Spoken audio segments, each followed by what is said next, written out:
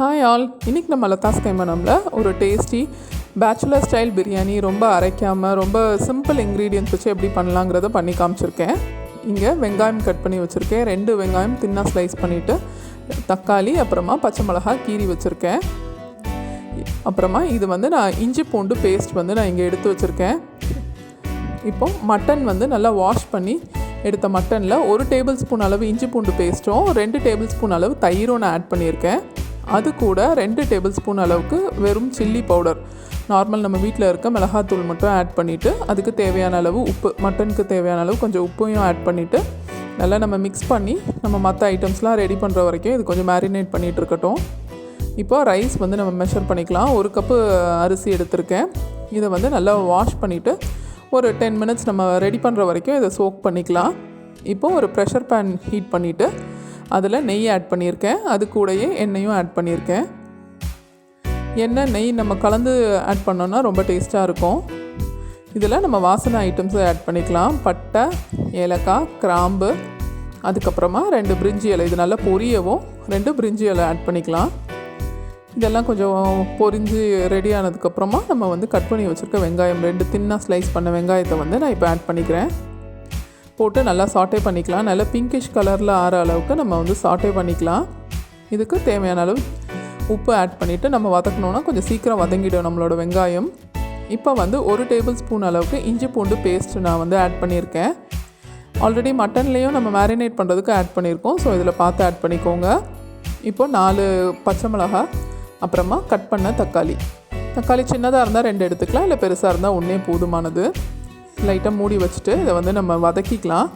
கொஞ்சம் நல்லா வதங்கவும் நம்ம புதினா கொத்தமல்லி 1 கைப்பிடி அளவுக்கு நல்லா சாப் பண்ணி வச்சுருக்கேன். புதினா அதுக்கப்புறம் கொத்தமல்லி 2ஐயும் இப்போ ஆட் பண்ணிவிட்டு அதையும் நம்ம வதக்கிக்கலாம்.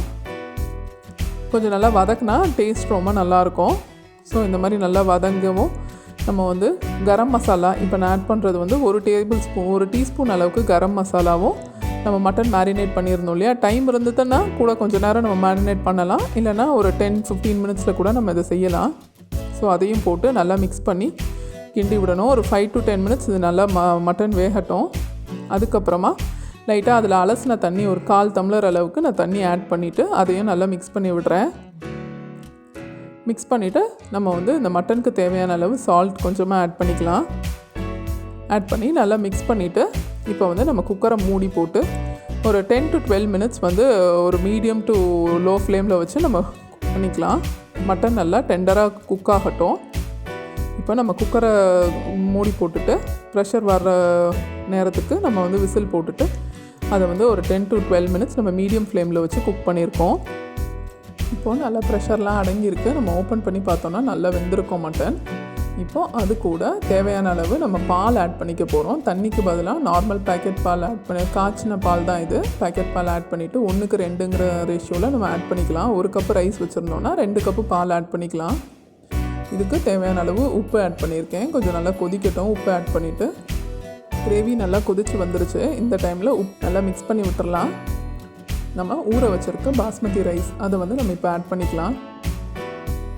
நான் இன்றைக்கி 2 கப்பு பால் ஆட் பண்ணியிருக்கேன். இது 1 கப் அளவுக்கு பாஸ்மதி ரைஸுக்கு. இது மொத்தமாகவே 2 கப்பு தான். நம்ம வேக வைக்கிற தண்ணியெல்லாம் சேர்த்து மொத்தமாகவே 2 கப்பு வாட்டர் போதுமானது. இதை நம்ம ப்ரெஷர் குக் பண்ணிக்கலாம். நம்ம 8 to 10 மினிட்ஸ் கொஞ்சம் லோ டு மீடியம் ஃப்ளேமில் வச்சு ப்ரெஷர் குக் பண்ணோன்னா நம்மளோட மட்டன் பிரியாணி ரெடி ஆகிடுச்சு.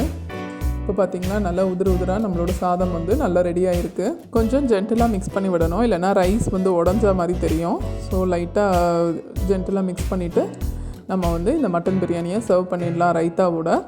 இந்த ஈஸி சிம்பிள் மட்டன் பிரியாணி கண்டிப்பாக ட்ரை பண்ணி பாருங்கள். உங்களுக்கும் பிடிக்கும்னு நினைக்கிறேன். இந்த ரெசிபி பிடிச்சிருந்ததுன்னா லைக் பண்ணுங்கள், ஷேர் பண்ணுங்கள், கமெண்ட் பண்ணுங்கள். என்னோடய சேனலுக்கு சப்ஸ்கிரைப் பண்ணிவிட்டு பக்கத்தில் இருக்க பெல் பட்டனையும் கிளிக் பண்ணிக்கோங்க. தேங்க்யூ.